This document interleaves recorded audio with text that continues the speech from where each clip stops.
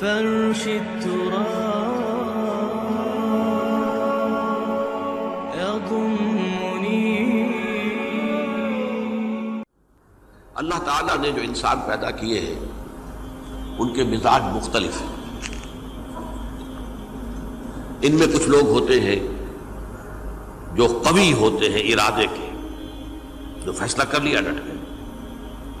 کچھ لوگوں میں وہ قوت ارادی اتنی مضبوط نہیں ہوتی، وہ ادھر ادھر سوچتے رہتے ہیں. کچھ لوگ جسمانی طور پر بہت توانا ہوتے ہیں، کچھ لوگ جسمانی طور پر پیدائشی طور پر کمزور ہوتے ہیں. تو اگر کوئی قوت ارادی کمزور رکھنے والا شخص ہے، وہ بھی تو اللہ کی تخلیق ہے، اللہ کا بندہ ہے، خطاؤں کا ظہور ہو جاتا ہے، توبہ کرتا ہے، پھر کچھ عرصے کے بعد پھر خطا کا ظہور ہو جاتا ہے، پھر توبہ کرتا ہے. تو ہم تو یہ سمجھیں گے کہ ایک حد کے بعد پھر اس کی توبہ قبول نہیں ہونی چاہیے. لیکن حدیث سنیے. وعن ابی ہریرہ رضی اللہ تعالی عنہ قال قال رسول اللہ صلی اللہ علیہ وسلم ان عبدا اذنب ذنبا، یقیناً ایک بندہ جو ہے وہ ایک گناہ کرتا ہے.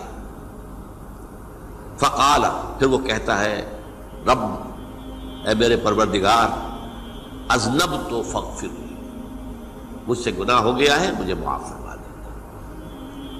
فقال ربہ، تو پروردگار یہ کہتا ہے اعلم عبدی ان لہ ربا یغفر الذنب ویأخذ بہ، میرا یہ بندہ یہ جانتا ہے کہ اس کا ایک رب ہے جو گناہ معاف بھی کر سکتا ہے اور سزا دے بھی سکتا ہے. کیا مانی ہوئے؟ گناہ اس نے کیا ہے لیکن جانتا ہے اللہ کو کہ وہ معاف بھی فرما سکتا ہے، تبھی تو وہ اللہ سے معافی کی درخواست کر رہا ہے. اس کے اس جاننے کی بنیاد پر، اس کے اس علم کی بنیاد پر، اس کے اس ایمان کی بنیاد پر فرمایا غفرت لعبدی، میں نے اپنے بندے کو معاف کر دیا. ثم مکث ما شاء اللہ، پھر وقت گزرا جتنا کہ اللہ نے چاہا. ثم اذنب ذنبا، پھر اس سے گناہ ہو گیا. فقال رب اذنبت ذنبا فاغفر، پھر کہتا ہے پروردگار مجھ سے گناہ ہو گیا، پھر مجھے معاف فرما دے. فقال ربہ، اللہ فرماتا ہے عالم عبدی ان لہ ربا یغفر الذنب ویأخذ بہ، میرا بندہ ہے نا جو جانتا ہے کہ اس کا ایک رب ہے، ایمان باللہ اس کے اندر ہے، تبھی تو پکار رہا ہے. اور یہ بھی جانتا ہے کہ وہ گناہ معاف بھی کر سکتا ہے اور چاہے تو پکڑ بھی سکتا ہے، سزا بھی دے سکتا ہے. تو فرمایا، اللہ تعالیٰ فرماتے ہیں میں نے فرمایا کہ میں نے معاف کر دیا. ثم مکث ما شاء اللہ، پھر ایک عرصہ گزرا اس کے بعد. ثم اذنب ذنبا، پھر اس نے گناہ کیا. قال رب اذنبت ذنبا آخر، اس نے کہا پروردگار میں نے تو پھر ایک اور گناہ کر دیا، فاغفر لی، مجھے بخش دے. فقال اعلم عبدی ان لہ ربا یغفر الذنب ویأخذ بہ، میرا بندہ جانتا ہے نا کہ اس کا ایک رب ہے جسے وہ پکار رہا ہے، کہ وہ جانتا ہے کہ اسے اختیار حاصل ہے کہ چاہے تو بخش دے اور چاہے تو پکڑ لے.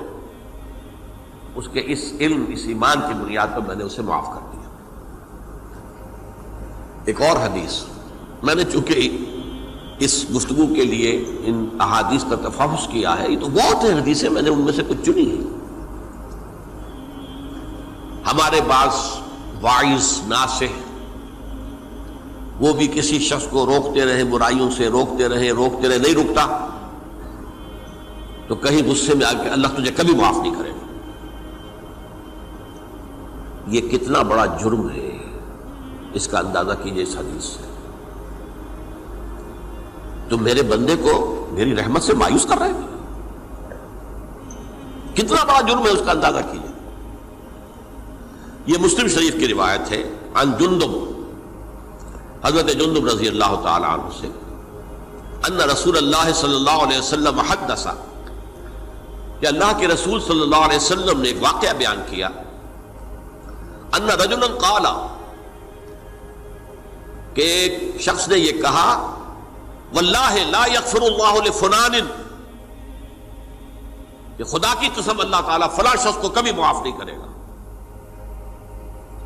وَأَنَّ اللَّهَ تَعَالَى قَالَ، اس پر اللہ تعالیٰ نے یہ فرمایا، مَنْ ذَا الَّذِي يَتَعَلَّى عَلَيَّ، یہ کون ہے جو میرے اوپر حکومت کرنے والا آ گیا، جو میری طرف سے حکم لگا رہا کہ میں کبھی معاف نہیں کروں گا. مَنْ ذَا الَّذِي، کون ہے وہ شخص، الَّذِي يَتَعَلَّى عَلَيَّ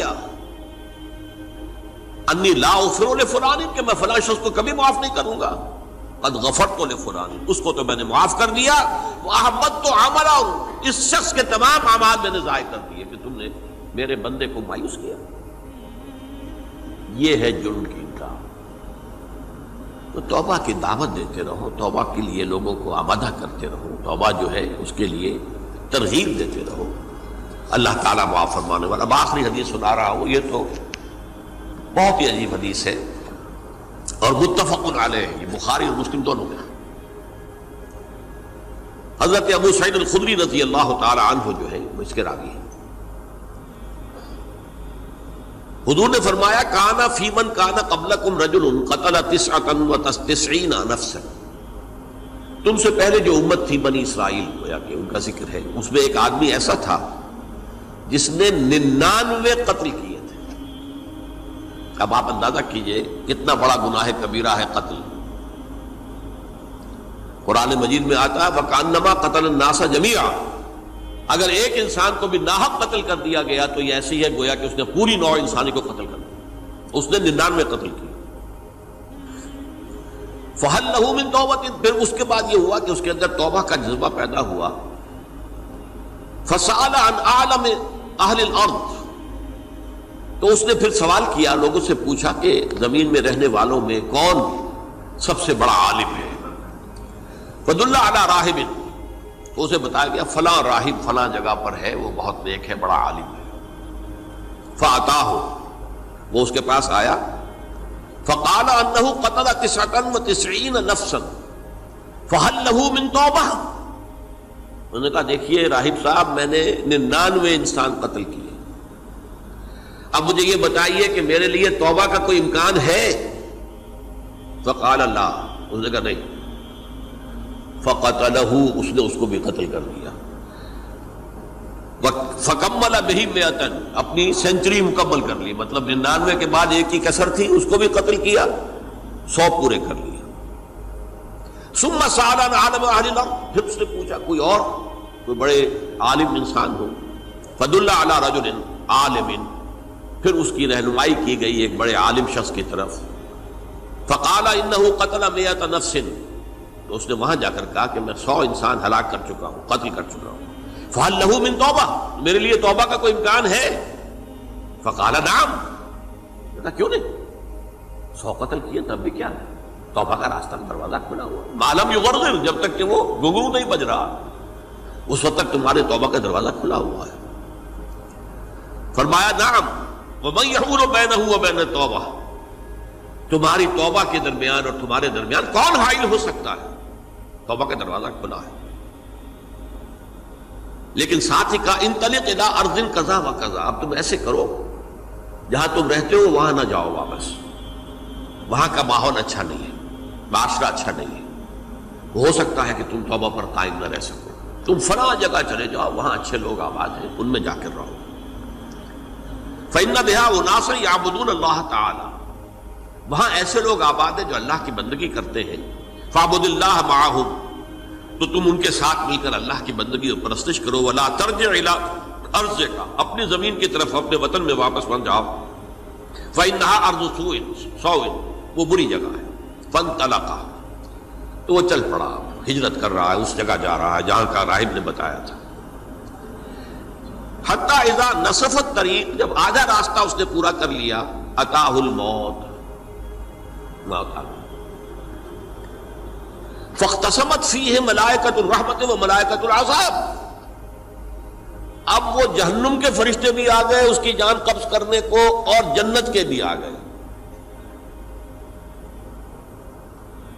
فقالت ملائکۃ الرحمہ، رحمت والے جو فرشتے ہیں جنت والے، انہوں نے کہا جا تائبا مقبلا بقلبہ للہ تعالی، یہ شخص توبہ کر کے اللہ تعالیٰ کی طرف ہجرت کر رہا تھا، اس لیے اس کی نیت کی بنیاد پر اب یہ جنتی ہے، لہذا اس کی روح ہم قبض کریں۔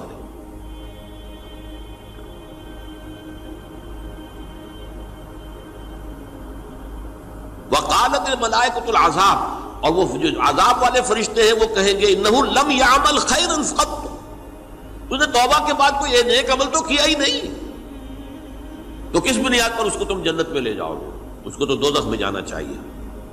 فاتاہ ملک فی صورت آدمی، تو ان کے پاس اللہ نے ایک اور فرشتے کو بھیج دیا آدمی انسانی شکل کے اندر، فجعلوہ بینہم، تو ان فرشتوں نے کہا بھائی ہمارا فیصلہ کرا دو، اس کی روح ہم لینا چاہتے ہیں یا ہم لینا چاہتے ہیں۔